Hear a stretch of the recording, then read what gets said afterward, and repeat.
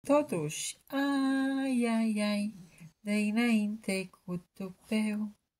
Ai, ai, ai, și hai să vezi că nu e greu. La la la la la la la la la. Haideți să mai vedem un mesaj în aceste cărți superbe și să ne relaxăm împreună.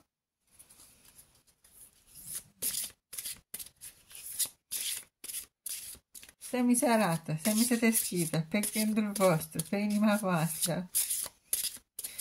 Rog îngerul meu păzitor de lumină să mă ajute să extrag mesajul potrivit.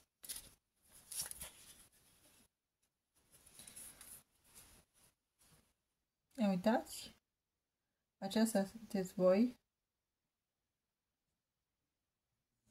o divă, o femeie,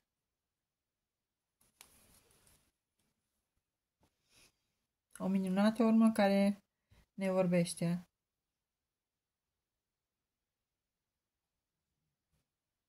Ai câteodată deja vu-uri cu ceea ce urmează sau cu ceea ce a fost. O minunată urmă care ne vorbește.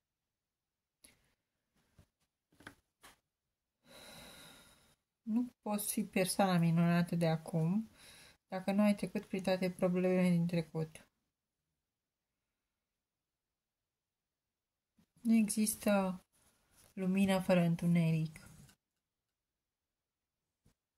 Minus fără plus. Plus fără minus.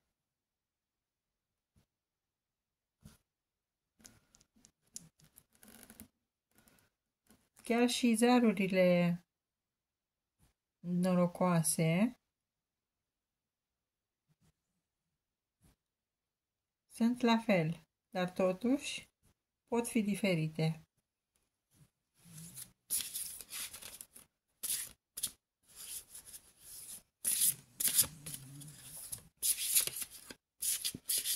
Nu am terminat de citit cartea, am amestecat în continuare. Cartea care ne conține un semn. Cartea ce conține un semn. Poate că nu degeaba ai poposit pe această înregistrare. Este nevoie să auzi ceva de aici. Și zice: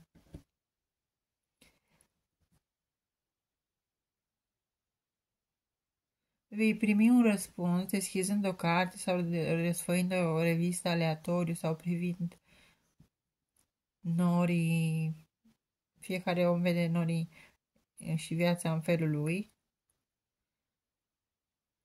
Vei primi un răspuns deschizând o carte sau răsfoind o revistă aleatoriu. Haideți să vedem acum, răsfoind aceste cărți, ce răspuns vom primi.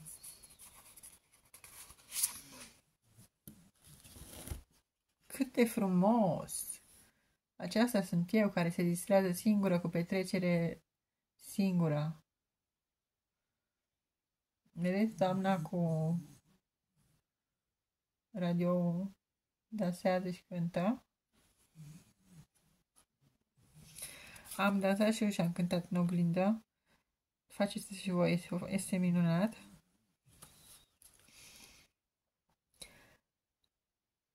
Nu că este minunat, dar vă ajută la creșterea vibrației. Și crescând vibrația se manifestă mult mai multe lucruri frumoase. Și zice așa: o frecvență de vibrație minunată, ceea ce ziceam eu acum. Veți primi un răspuns la întrebările dumneavoastră prin intermediul undelor de radio, deschizând radioul aleatoriu. Mai devreme a fost deschizând o carte aleatoriu și acum deschizând radioul aleatoriu. Poate îngerul Sandalfon să-ți dea mesaje prin muzică.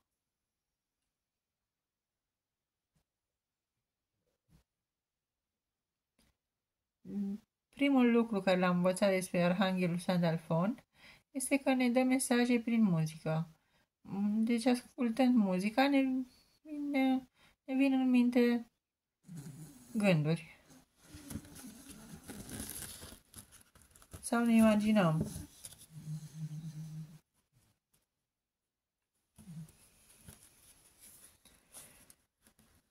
Aici vă salut, să ne revedem cu bine. Ne amuzăm și relaxăm împreună. Petrecem timp de calitate.